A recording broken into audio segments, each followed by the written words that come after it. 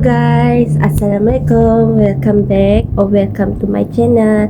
So hari ni Munira akan tunjuk kat korang buku apa, buku terbaru yang Munira baca. Okay, jap Munira ambil. Dadah. Inferno Bodyguard. Okay, Munira tengah baca buku ni dalam bab 13 macam tu. Dan buku dia seronok untuk baca. Dan Alhamdulillah Munira boleh daripada buku tulisan besar, Munira dapat baca buku tulisan kecil. Dia tak adalah kecil sangat macam small to see, but I think it's because the penulisan of it and the dia punya manufacture dia yang membuatkan dia punya tulisan kecil. So sorry you guys, I'm a little bit sesama because right now I'm taking care of my father and my grandmother. So that's why I'm a bit cold. I have a cold and flu around it. So sorry kalau korang nampak Munira macam tarik ingus semua tu, sebabnya Munira sesama, okay? Dan Munira nak cakap, oh ya, Munira dah habis baca buku Ikhlas AK. Munira suka sangat buku tu, especially the male lead.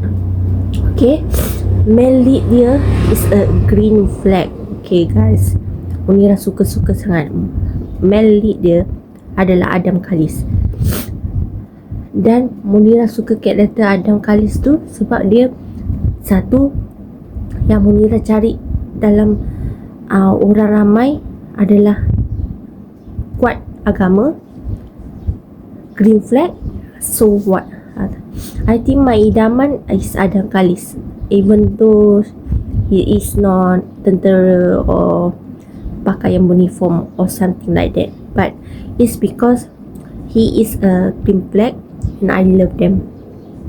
I love him so much. So sorry you guys, Munira dah lama tak post video.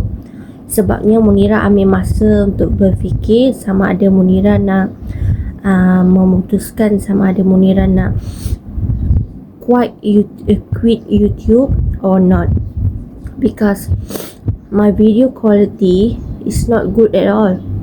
My voice is not good at all, and also I think it's because I'm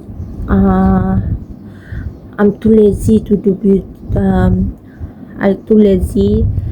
Munira terlalu malas untuk rakam sebab keadaan Munira tak berapa betul.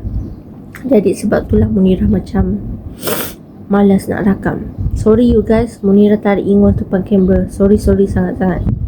Okay lah, itu je lah Munira nak cakap. Nanti Munira sambung lagi, okay? Bye.